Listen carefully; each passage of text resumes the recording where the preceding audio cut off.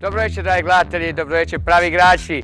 Ja sam Mađovićar Josip i sad ću vam izvesti jednu pravu satnu iluziju. Dakle, ovu ovdje djevojku koja se zove Danijela stavit ću ovdje u kutiju i izboskati sa čak 16 mačeva. Ja znam da vam to zvuči nevjerojatno, a i neću da vam kvarim ugođaj. Zato sjedite, gledajte i uživajte.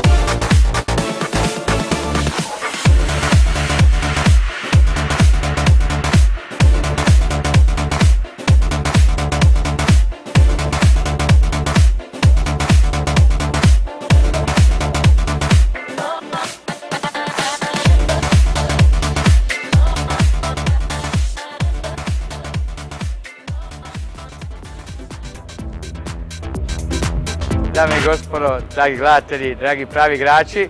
Ovo je sve što sam vam pripremio za večeras. Puno čarobnih pozdrava iz Mile Magic. Vama u vašim udobnim foteljama pored malih ekrana, vama u režiji, a naravno i vama u studiju. Pozdrav!